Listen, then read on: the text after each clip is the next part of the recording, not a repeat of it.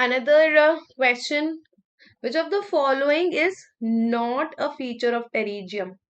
So, first of all, what is a pterygium? Pterygium is formed from the word pterygos.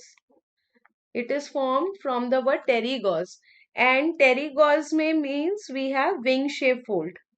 So, here we have the wing-shaped fold of the conjunctiva over the cornea. We are having the wing-shaped fold of the conjunctiva over the cornea. So basically it is making the uneven surface, and because of this uneven surface, guys, we will have the astigmatism. So another important question that it can cause the astigmatism, especially with the rule astigmatism, and this with the rule astigmatism will be the most common cause of the diminution of vision in the patients of the pterygium. It can be of two types, as you can see. Like we have the two types, one is progressive and one is regressive. So one we have a progressive type and one is the regressive type. The progressive one can cause the obstruction of the pupil, and that obstruction of the pupil can also cause diminution of vision.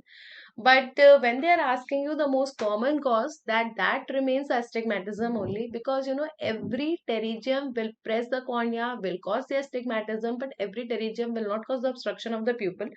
Parts you can see, this is okay. We have this one is the head part, then we have the neck part, and this is the body part. We have one, we have two, and we have three. And it consists of two kind of changes. If I talk about the changes in the pterygium, we have both hyperplastic changes are also there, and we have the degenerative changes are also there. The type of degeneration is the elastotic type of degeneration, that is also true. So the treatment of choice is actually the surgical excision. Therefore, the treatment of choice is surgical excision. Now here comes your question. Surgical excision you have to give as a treatment of choice, but 30 to 80% chances of recurrence are there. So in order to reduce this recurrence, what all we can use is mitomycin C. We can use the thiotepa. We can emit the beta radiations. We can also use the conjunctival autograft, and even the amniotic membrane grafting.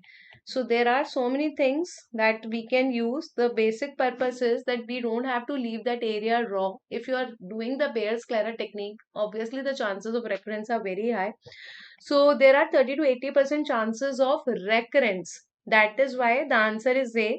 It is not reducing the recurrence by 95%. Rather, it is having 30 to 80% chances of recurrence.